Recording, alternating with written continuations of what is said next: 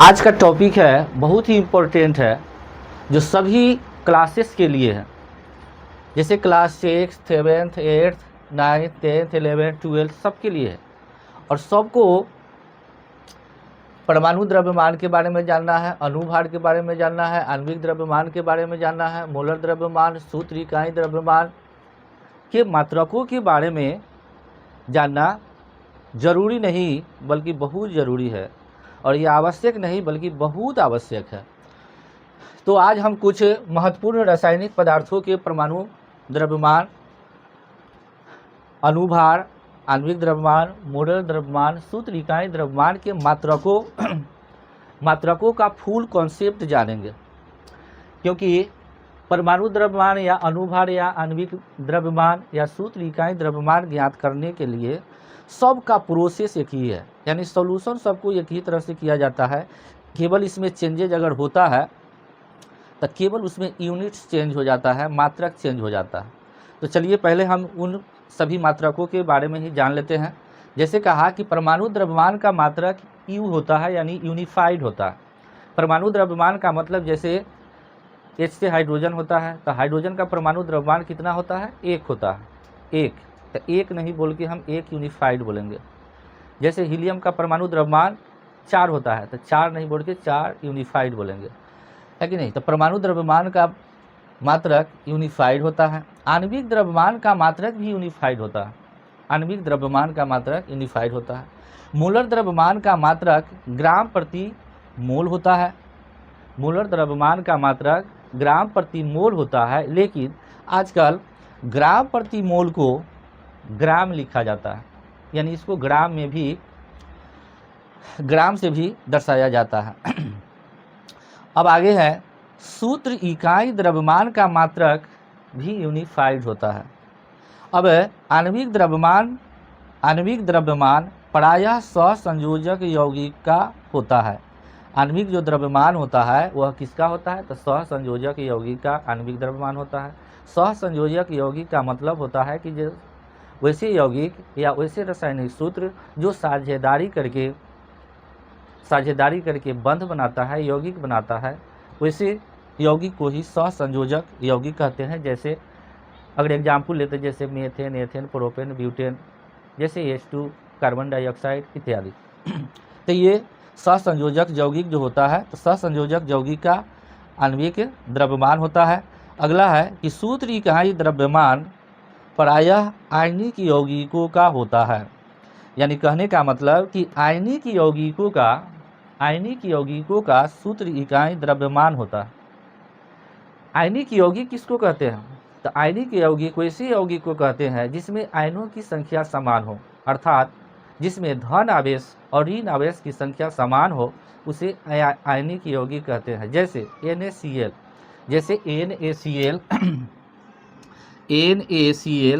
NaCl हुआ तो ये आयनिक यौगिक है। कैसे? क्योंकि Na पॉजिटिव बनाता है और Cl निगेटिव बनाता है।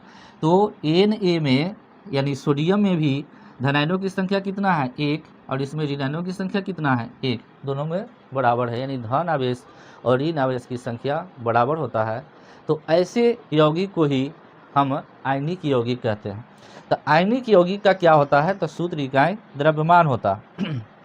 नेक्स्ट है कि यदि तत्व परमाणु के रूप में है, यदि तत्व परमाणु के रूप में है, जैसे परमाणु के रूप में जैसे H से हाइड्रोजन, O से ऑक्सीजन, N से नाइट्रोजन, F से फ्लोरीन, Ni से नियॉन, Mg से मैग्नीशियम। तो कहता है कि यदि परमाणु के रूप में है तो उसमें केवल परमाणु द्रव्यमान होता है। यानी यदि परमाणु के रूप में है तो केवल उसमें परमाणु द्रव्यमान। तो यदि तत्व परमाणु के रूप में है, जैसे O से ऑक्सीजन, H से हाइड्रोजन, N से नाइट्रोजन, F से फ्लोरीन इत्यादि, तो कहता है उसमें केवल परमाणु द्रव्यमान होता है। जैसे फॉर एग्जाम्पल, जैसे ऑक्सीजन का परमाणु द्रव्यमान कितना होता है? तो 16 यूनिफाइड होता है। हाइड्रोजन का परमाणु द्रव्यमान कितना होता है? तो 1 यूनिफाइड होता है। नाइट्रोजन का परमाणु द्रव्यमान कितना होता है? तो 14 यूनिफाइड होता है। क्लोरीन का परमाणु द्रव्यमान कितना होता है? तो 35.5 यूनिफाइड होता है। यानी कहने का मतलब कि यदि तत्व कोई तत्व परमाणु के रूप में है तो हम उसके द्रव्यमान को यूनिफाइड में ही व्यक्त करेंगे। नेक्स्ट है कि आयनिक यौगिकों का धनावेश तथा ऋणावेश बराबर होता है। इसके बारे में हम चर्चा कर चुके हैं। आयनिक यौगिक जो होता है उसमें धनावेश और ऋणावेश समान होते हैं, बराबर होते हैं, और इसीलिए उसको आयनिक यौगिक कहा जाता है। जैसे मान लिया कि NaCl, MgCl2, AlCl थ्राइज, मैंने इस प्रकार का जो होता है ये तो आपको आयनिक यौगिक ही है। नेक्स्ट है यदि तत्व अणु के रूप में है, यानी परमाणु जो होता है तो परमाणु को हम यूनिफाइड से सूचित करते हैं द्रव्यमान को, लेकिन यदि तत्व अणु के रूप में है जैसे O2, N2, Cl2, H2 इत्यादि, तो इसका ग्राम परमाणु द्रव्यमान और ग्राम आणविक द्रव्यमान दोनों होता है। यानी कहने का मतलब कि यदि कोई तत्व अणु के रूप में है तो उसका जो द्रव्यमान हम निकालेंगे, द्रव्यमान का जो माने इकाई होगा, तो उसको हम यूनिफाइड में भी व्यक्त कर सकते हैं और ग्राम में भी व्यक्त कर सकते हैं। फॉर एग्जाम्पल, जैसे कहा कि ऑक्सीजन अणु है, O2 अणु है, अगर केवल O रहता, जैसे केवल O है तो ये परमाणु है, ये परमाणु के रूप में है वो, लेकिन यहाँ पर O2 है। O2 का मतलब हो गया कि यह अणु के रूप में है, तो इसका द्रव्यमान, जैसे जानते हैं कि ऑक्सीजन का परमाणु द्रव्यमान 16 यूनिफाइड होता है, और यहाँ O2 है, O2 का मतलब 16 दूना 32 यूनिफाइड, या 32 ग्राम हम इसको बोल सकते हैं। कहने का मतलब कि यदि कोई तत्व अणु के रूप में है तो उसका द्रव्यमान हम यूनिफाइड में अथवा ग्राम में भी व्यक्त कर सकते हैं। नेक्स्ट है सभी यौगिक का केवल ग्राम आणविक द्रव्यमान होता है। बहुत इंपॉर्टेंट बात है। अब नेक्स्ट है कि AMU भी मात्रक है। तो AMU यानी AMU अमु, या इसको U से भी जाना जाता है, तो कहा कि AMU भी ये भी एक मात्रक है, लेकिन ये किसका मात्रक है? तो परमाणु या अणु का सबसे सूक्ष्म द्रव्यमान को बताने के लिए इसका यूज किया जाता है। यानी परमाणुओं या अणु को बहुत कम द्रव्यमान को मापने का मात्रक है। जैसे मान लिया कि हमको बताना हो कि प्रोटॉन का परमाणु द्रव्यमान कितना है, इलेक्ट्रॉन का कितना है, न्यूट्रॉन का कितना है, यानी बहुत कम द्रव्यमान को बताने के लिए, बहुत कम द्रव्यमान को मापने के लिए इस मात्रक का उपयोग किया जाता है। जैसे कहा जाता है कि 1 AMU का मान जो होता है 1.66 × 10⁻27 kg के बराबर होता है। नेक्स्ट है कि AMU का पूरा नाम जो होता है एटॉमिक मास यूनिट। AMU का पूरा नाम जो होता है एटॉमिक मास यूनिट होता है। तो एटॉमिक मास यूनिट का अन्य नाम, अन्य का मतलब दूसरा नाम क्या है? तो एटॉमिक मास यूनिट का दूसरा नाम यूनिफाइड एटॉमिक मास यूनिट होता है, अथवा इसको हिंदी में हम कहते हैं एकीकृत परमाणु द्रव्यमान मात्रक। तो ये था हमारा AMU का। अब हम जानेंगे एक एग्जाम्पल। जैसे कहा कि चाहे आप अणुभार ज्ञात कीजिए, चाहे आणविक द्रव्यमान ज्ञात कीजिए, चाहे मोलर द्रव्यमान ज्ञात कीजिए, चाहे सूत्र इकाई द्रव्यमान ज्ञात कीजिए, कोई भी द्रव्यमान निकालिए, लेकिन गणितीय विधि से सॉल्यूशन करने का इसका प्रोसेस सबका एक ही है। केवल अगर बदलता है तो कहीं ग्राम में हम इसको सूचित करते हैं, तो कहीं यूनिफाइड में कहीं सूचित करते हैं, तो कहीं ग्राम प्रति मोल में सूचित करते हैं, तो कहीं AMU में सूचित करते हैं। केवल उसके मात्रक चेंज होता है, लेकिन सॉल्यूशन करने का विधि सबका एक ही है। जैसे एक उदाहरण हम देते हैं। जैसे एक एग्जाम्पल है धोवन सोडा या सोडियम कार्बोनेट डेकाहाइड्रेट। इसको धोबिया सोडा के भी नाम से जानते हैं, इसे हम वॉशिंग पाउडर के भी नाम से जानते हैं, या वॉशिंग सोडा के भी नाम से जानते हैं। तो इसका जो रासायनिक सूत्र होता है Na2CO3.10H2O। तो हमको इसका अनुभार ज्ञात करना। तो अनुभार कैसे ज्ञात करेंगे, तो देखिए यहाँ पर Na2 दिया, यानी सोडियम का परमाणु संख्या कितना दिया 2, तो यहाँ 2 लिख देंगे, गुने इस सोडियम का परमाणु द्रव्यमान कितना होता है 23 यूनिफाइड प्लस, अब सोडियम के बाद कार्बन है, कार्बन कितना दिख रहा है, तो कार्बन का परमाणु संख्या 1 दिख रहा है, तो 1 गुने कार्बन का परमाणु द्रव्यमान कितना था 12 यूनिफाइड प्लस O3 है, यानी ऑक्सीजन का परमाणु संख्या 3 है, तो 3 गुने ऑक्सीजन का परमाणु द्रव्यमान कितना होता है, तो 16 यूनिफाइड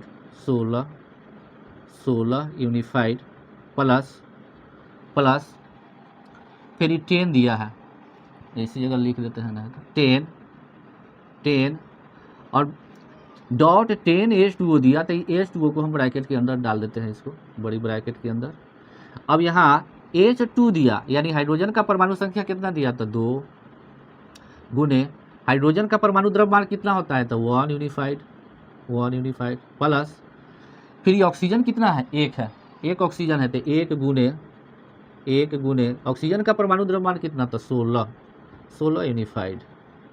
चलिए अब इसको हम गुना कर लेते हैं, तो 2 में 23 से गुना करेंगे, तो 2 और 23 में गुना करेंगे तो 23 दूना 46 यूनिफाइड प्लस फिर 1 और 12 में गुना करेंगे तो कितना हो जाएगा 12 यूनिफाइड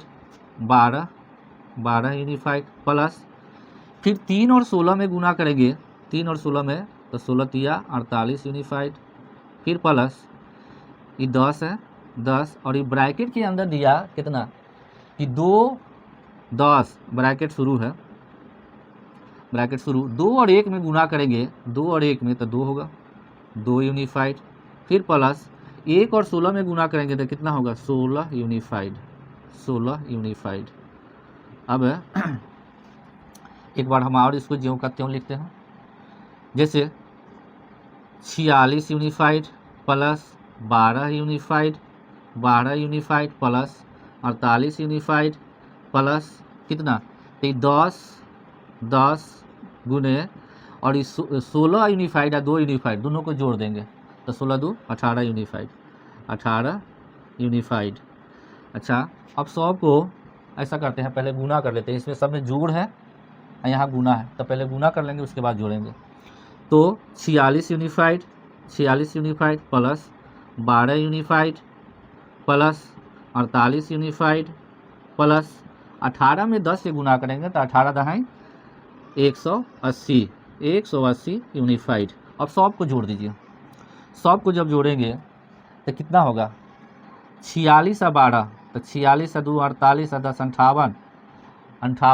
58 इधर हम चेक कर लेते हैं 58, उसके बाद है 48 उसके बाद कितना है 180 सबको जोड़ दीजिए 8 8 16 6 हासिल 1 5 1 6 4 10 8 18 की 8 हासिल 1 1 1 2 यानी 286 यूनिफाइड।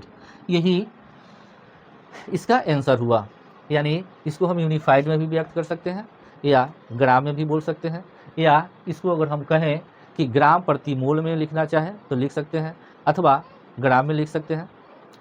तो आज हमारा टॉपिक यहीं समाप्त होता है। आप इसका स्क्रीनशॉट ले लीजिए और इसको बार बार रिवीजन कीजिए, और इसमें सबसे महत्वपूर्ण चीज़ ये मात्रक होता है जो यूनिट है, इसको आपको हर हाल में याद होना चाहिए, क्योंकि कैलकुलेशन हम जानते हैं आपको करने आता है कि नहीं। और कैलकुलेशन हम तब कर सकते हैं जब किसी भी तत्व का या परमाणु का परमाणु द्रव्यमान आपको ज्ञात हो, आप जानते हो अथवा याद हो, तभी हम इसका कैलकुलेशन कर सकते हैं, नहीं तो नहीं करेंगे, है कि नहीं। ऐसे प्रथम 20 तत्वों का परमाणु द्रव्यमान हम का वीडियो बना चुके हैं, यदि नहीं याद है तो आप उसको देख के समझ के तब इसको बार बार रिपीट कीजिए, प्रयास कीजिए। तो चलिए आप इसका स्क्रीनशॉट लीजिए, और हम बार बार बोलते हैं कि इसका एक सुंदर सा नोट्स भी बनाते जाइए, तो चलिए इसका स्क्रीनशॉट ले लीजिए।